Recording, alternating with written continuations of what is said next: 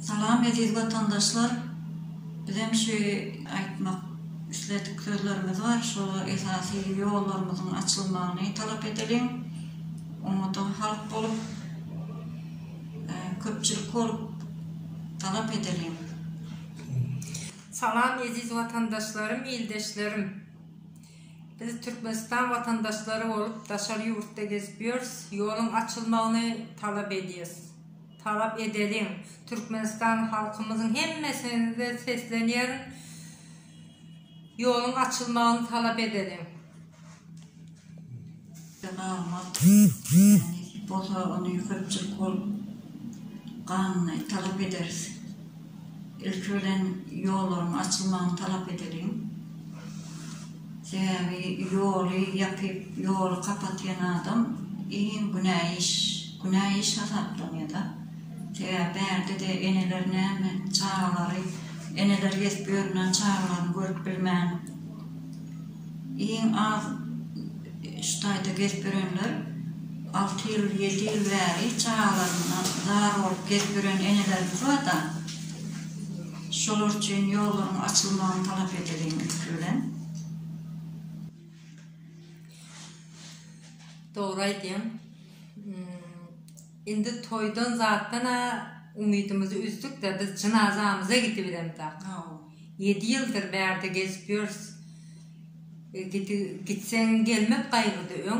Gitsen izine koy vermeyeler. O yüzden şimdi gidebiliriz. Yolu yaptı.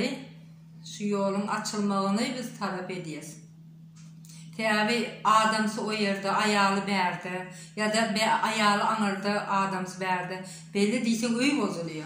Ayrıçılık. Bozulanlar ama Son bozulanlar ama gidip bilmiyor, bir görüş bilmiyorlar. O anırdan beri gelip bilen o. O yüzden yuva yıkılıyor, öy yıkılıyor.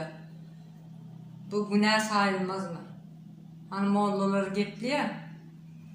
O günahdır, bu günahdır.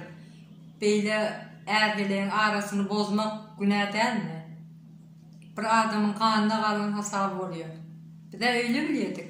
Şu yol meselesini birinci derecede koyup şu birinci yolun açılmasını talep ediyoruz. Yol açılmasını talep ediyoruz biz ayar kızları olup. Hem de Süleyman oğlumuza da kıynanıyoruz. Sadece Süleyman oğlumuz değil, başka da şuna mendeşler var. Yani bu yüze çıktı, yüze çıkmadık neçeler var.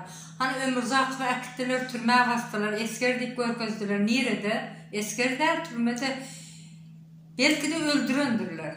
Yanından onu ödük gepledip, bunu bu dik gürledip, gerekler oynayalap 200'lü oynamasınlar. Bir de yolu açıp versinler. Biz Türkmenistan grajdanları, vatandaşları biz talep etmekte haklıyız. Talep de ediyoruz. Halk inanmıyor neme. Halk hiç inanmıyor. Yani oyun oynak butorlu değil. En sonuna geldiğinden oyun butordu. Bir yıldan beri yol yapıp ine açtık. İne açtık. Dekavr'da açtık diye. Açtık diye herkes bilet alıyor beğenip. Yine yapıyor. Sonra yanvara geçti. Sonra fevrale geçti. Indi de Mart'a geçti. Mart'ın birinden açtık diye. Yine de yapıp yol açılmasını talep ediyoruz.